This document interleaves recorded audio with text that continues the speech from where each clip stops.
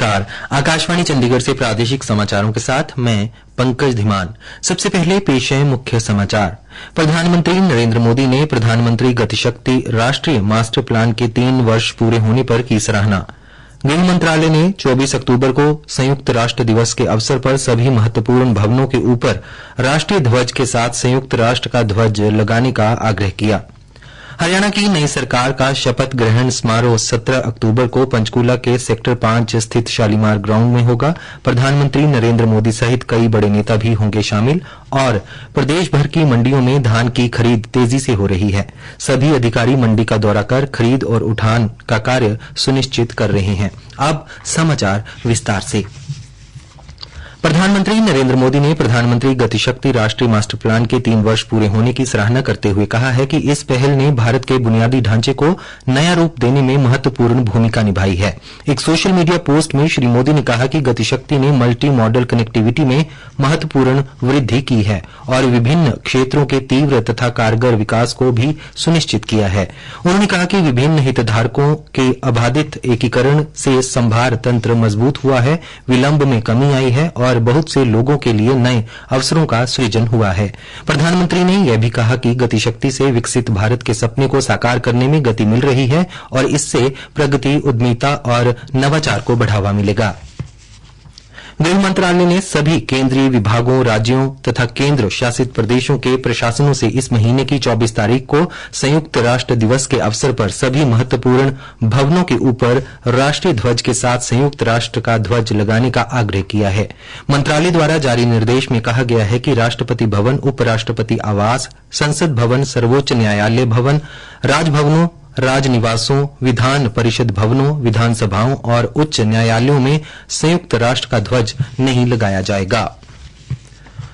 हरियाणा की नई सरकार का शपथ ग्रहण समारोह 17 अक्टूबर को पंचकूला के सेक्टर 5 स्थित शालीमार ग्राउंड में किया जाएगा।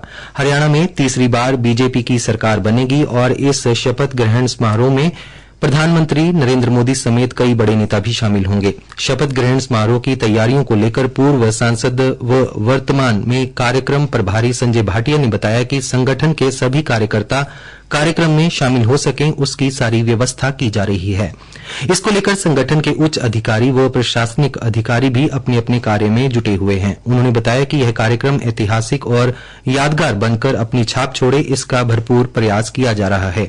जहां एक और यह उत्सवों का समय है, इसीलिए इसे एक उत्सव के रूप में भी मनाया जाएगा। श्री संजय भाटिया ने कहा,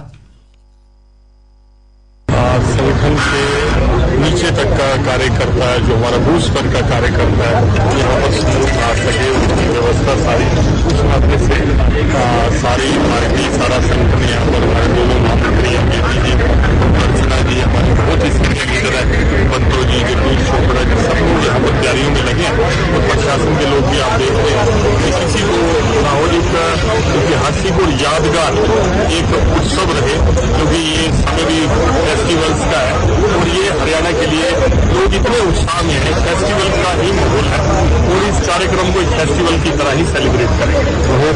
में भी नई सी जगह पीजीआई चंडीगढ़ में आउटसोर्स कर्मियों की चल रही हड़ताल को गंभीर मानते हुए प्रोफेसर विवेक लाल, निदेशक पीजीआई चंडीगढ़ ने कहा कि हम अपने आउटसोर्स कर्मचारियों की चिंताओं को समझते हैं और संस्थान के भीतर उनकी भूमिकाओं के महत्व को स्वीकार करते हैं। हम इस चुनौतीपूर्ण अवधि के दौरान भी मरीजों की देखभाल के लिए प्रतिबद्ध हैं। हम बातचीत के लिए तैयार हैं और मामले को सौहार्दपूर्ण ढंग से सुलझाने के लिए सभी हितधारकों के साथ सक्रिय रूप से जुड़ रहे हैं। हड़ताल के चलते पीजीआई में आपातकालीन, ट्रॉमा और आईसीयू सेवाएं सामान्य रूप से जारी रहेंगी, जबकि ओपीडी सेवाएं 14 अक्टूबर को केवल फॉलोअप मरीजों के पंजीकरण के लिए सुबह 8 बजे से 10 बजे तक सीमित रहेंगी। नए मरीजों का पंजीकरण नहीं किया जाएगा और पहले से किया गया ऑनलाइन पंजीकरण रद्द कर दिया गया है। दिन में केयर यूनिट में निर्धारित कीमोथेरेपी योजना के अनुसार जारी रहेगी। प्रादेशिक समाचार आकाशवाणी चंडीगढ़ से प्रसारित किए जा रहे हैं। अरुणाचल प्रदेश के राज्यपाल लेफ्टिनेंट जनरल कावल्या त्रिविक्रम प्रणायक ने आज जिला भिवानी के स्थानीय जाट भवन में 2 राजरीफ वेटरन सोल्जर फैमिली के 10वें पूर्ण सैनिक मिलन समारोह में बतौर मुख्य अतिथि शिरकत की। उन्होंने उपस्थित पूर्व सैनिक योद्धाओं को संबोधित करते हुए कहा कि देश की सेना में कई यूनिट हैं, उनमें से एक यूनिट यही है जो पूर्व सैनिक मिलन समारोह का उत्सव प्रतिवर्ष आयोजित कर रही है।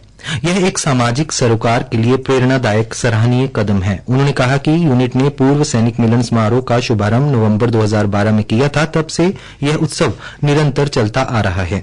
उन्होंने कहा कि कारगिल युद्ध में राजरीफ यूनिट ने अदम्य साहस के साथ विजय हासिल करके विश्व में सुरक्षा का लौह मनवाया था।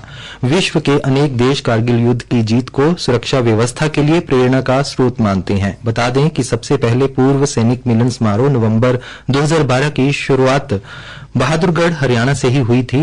इसके बाद नवंबर 2013 में मेरठ उत्तर प्रदेश में, वर्ष 2014 में टीटनवार राजस्थान में, वर्ष 2015 में राजरीफ सेंटर दिल्ली में, वर्ष 2016 में बहादुरगढ़ हरियाणा में, वर्ष 2017 में मथुरा उत्तर प्रदेश में, वर्ष 2019 में खेतड़ी राजस्थान में, वर्ष 2022 ग्वालियर मध्य प्रदेश में और वर्ष 2023 राजरीफ सेंटर दिल्ली कैंट में आयोजित किया गया था।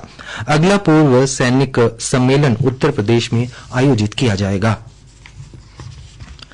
प्रदेश भर में धान खरीद का कार्य तेजी से चल रहा है। अंबाला के उपायुक्त पार्थ गुप्ता ने कहा कि खरीद एजेंसियां धान खरीद कार्य को तेजी के साथ पूरा करें और इसके साथ साथ उसके उठान कार्य पर भी विशेष रूप से कार्य करें। किसानों को किसी भी तरह की कोई समस्या नहीं आनी चाहिए। उन्होंने कहा कि अंबाला जिले की 15 मंडियों व खरीद केंद्रों पर सरकारी व अन्य एजेंसियों द्वारा अब तक करीब 1,42,000 मीट्रिक टन धान को खरीदा जा चुका है। इन मंडियों में अब तक 22,743 किसान लगभग 2,24,000 मीट्रिक टन धान लेकर पहुंचे हैं। अहम पहलू यह है कि इन मंडियों में एजेंसियों द्वारा 32,000 मीट्रिक टन धान के उठान कार्य को पूरा कर लिया गया है। वहीं कुरुक्षेत्र के उपायुक्त राजेश जोगपाल ने कहा कि जिले में धान खरीद कार्य में लापरवाही बरतने के मामले में कुरुक्षेत्र में 10 एजेंसियों को कारण बताओ नोटिस जारी और एक का लाइसेंस रद्द कर दिया गया है। उपायुक्त ने कहा कि आगे भी यह कार्रवाई जारी रहेगी। यदि कोई भी कार्य में लापरवाही बरतते पाया गया तो तुरंत नियमानुसार कार्रवाई अमल में लाई जाएगी। भारत सरकार ने विज्ञान, प्रौद्योगिकी और नवाचार के क्षेत्र में राष्ट्रीय विज्ञान पुरस्कारों की घोषणा की है। राष्ट्रीय पुरस्कार शोधकर्ताओं, प्रौद्योगिकीविदों और नवप्रवर्तकों के उत्कृष्ट और प्रेरक वैज्ञानिक तकनीकी और नवाचार योगदान को मान्यता प्रदान करता है। भिवानी के उपायुक्त महावीर कौशिक ने बताया कि विज्ञान, प्रौद्योगिकी और प्रौद्योगिकी आधारित नवाचार के विभिन्न क्षेत्रों में व्यक्तियों या टीम से राष्ट्रीय विज्ञान पुरस्कार के लिए आवेदन आमंत्रित किए गए हैं। उन्होंने बताया कि पुरस्कार विज्ञान रत्न, विज्ञान श्री, विज्ञान युवा व विज्ञान टीम श्रेणियों को दिए जाएंगे।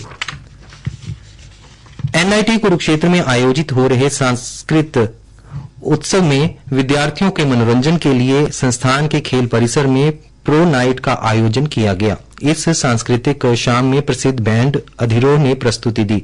एनआईटी के छात्र छात्राओं ने कहा कि इस आयोजन के माध्यम से हमें अपनी प्रतिभा दिखाने का मौका मिला है और इससे बहुत कुछ सीखने को भी मिल रहा है। लंपी वायरस से निपटने के लिए पशुपालन विभाग ने प्रदेश भर में वैक्सीन अभियान चल रहा है। जिला जींद में 275 कर्मचारियों की टीम अब तक 82,060 पशुओं को लंपी वायरस से बचाव के लिए वैक्सीन लगा चुकी है। लंपी वायरस ज्यादातर गोवंश को ही प्रभावित करता है। वर्ष 2022 में जिला में लंपी वायरस के मामले 600 से अधिक मिले थे और अनेक पशुओं की भी मौत हो गई थी। इसी आशंका के मद्देनजर रखते हुए पशुपालन विभाग ने समय से पहले ही लंपी वायरस की दवा का अभियान प्रदेश भर में चलाया हुआ है। भिवानी के उपायुक्त महावीर कौशिक ने कहा कि जिला के किसानों को कृषि एवं किसान कल्याण विभाग द्वारा धान की फसल अवशेष को मशीनों द्वारा प्रबंधन करने पर 1,000 रुपए प्रति एकड़ प्रोत्साहन राशि दी जा रही है। फसल अवशेष प्रबंधन का लाभ मेरी फसल मेरा ब्यौरा पर धान की फसल के लिए पंजीकृत किसान लाभ ले सकते हैं। मुख्य समाचार एक बार फिर। प्रधानमंत्री नरेंद्र मोदी ने प्रधानमंत्री गतिशक्ति राष्ट्रीय मास्टर प्लान के 3 वर्ष पूरे होने पर सराहना की। गृह मंत्रालय ने 24 अक्टूबर को संयुक्त राष्ट्र के दिवस के अवसर पर सभी महत्वपूर्ण भवनों पर राष्ट्रीय ध्वज के साथ साथ संयुक्त राष्ट्र का ध्वज लगाने का आग्रह किया और हरियाणा की नई सरकार का शपथ ग्रहण समारोह 17 अक्टूबर को पंचकूला में होगा। प्रादेशिक समाचार समाप्त हुए।